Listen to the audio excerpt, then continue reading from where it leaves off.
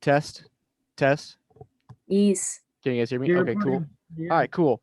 Cool. Let's just test it out when I get over here too, just to make sure. After it's fully loaded, it's probably gonna take a moment. Are you recording? Oh, recording. It's recording, yeah.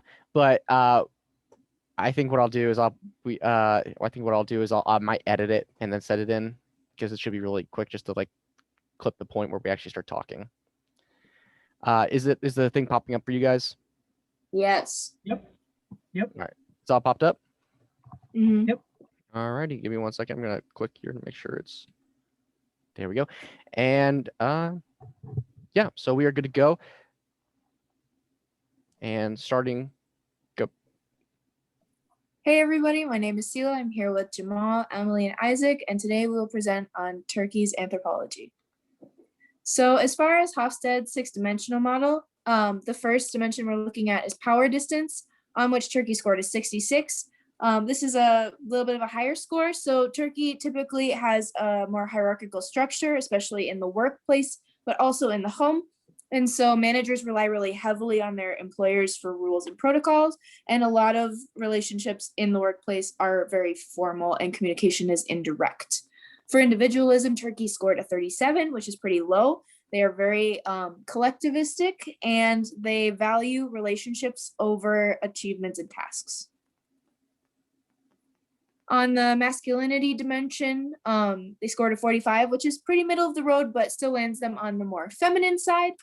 And Hofstede determined this means that Turkey values quality of life over achievement and success. And so quality time with in-group members is very important, and sympathy is very highly valued and encouraged. Uncertainty avoidance is their highest at 85. And so protocol, law, and rules are very important. Turkish people are very big on rituals to minimize anxiety, and Allah's name is muttered very often, not necessarily for religious purposes, but just out of cultural habit. For the long-term orientation and indulgence metrics, they were both pretty middle of the road, and so Hofstede determined that no dominant cultural preference can be inferred from these. Now I'm going to be talking over the different cultures and people groups that we have in the country. So of course, we have the Turkish people, and the Turkish people actually are descendants from the Mongolian Empire, or the Mongols themselves, and the Arabian civilizations that were conquered. Now, this people group, after the Mongolian Empire fell, just kind of wandered around, were nomadic, and moved up their way into Turkey, and they became the Ottoman Empire after a warlord just took over the area and made his own empire and just kind of grew it out over all Turkey and over a lot of Saudi Arabia. Now, a lot of the people in modern day Turkey are actually farmers and herders outside of the modern industrial cities. Inside the industrial cities, they are, of course, industrious. They build things. They have a lot of fabric companies and stuff like that. Actually, a lot of them work for Nike, fun fact. They do have a huge shame and honor culture, and they are community-based, just like as Silo was saying. And their main resources are for trade and sales is actually olives and tourism in their country. Now, we do have two other cultures and two other people groups are in this country as well, and they are the Kurdish and the Armenian. Now, the Kurdish people are actually Turkish, but they are a people group that during the Ottoman Empire was taken over. Their country is no longer existent.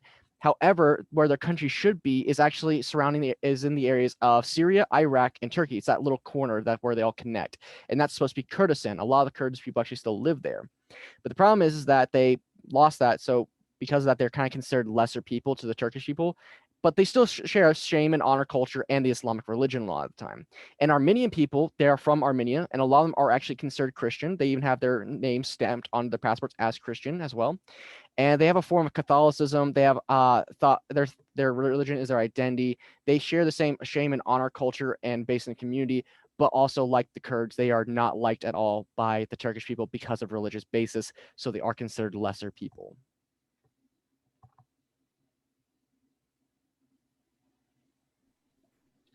So the languages and the religions of Turkey. The official language of Turkey is Turkish. It is spoken by 90% of the inhabitants. The second, third, and fourth runners-up for the languages spoken are a little dicey. So Kurdish is the next most spoken. It's roughly 11% of the Turkey people speak Kurdish. Specifically, Kermenci is the dialect that they speak, which is here and there. The next one is Arabic. That's more commonly spoken in smaller local groups. And then Zaza is even smaller than Arabic. It's like roughly 2 million people speak it overall. So the religion, Turkey does identify as a secular country. However, many citizens practice Islam if they are going to practice religion.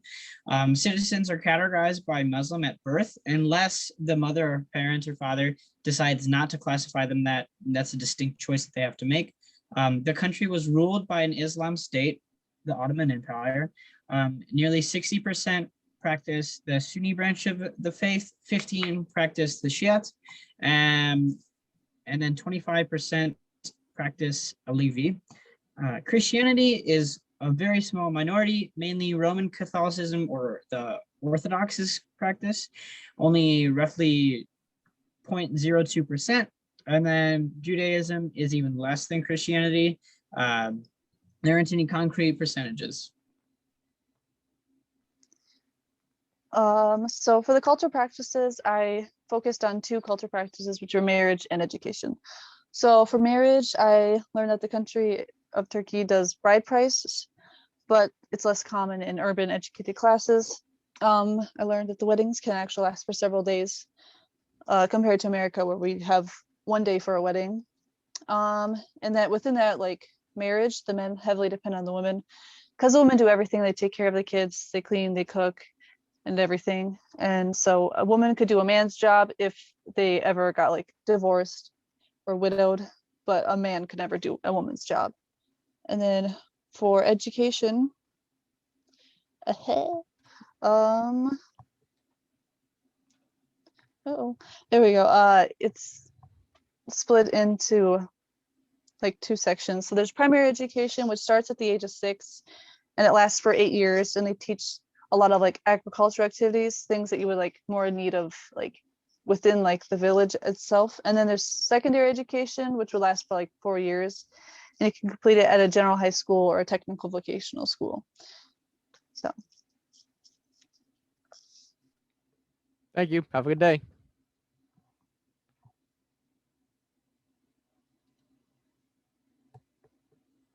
Try to cancel out there we go. Stop sharing. And of course, I will go over this and I will edit the video.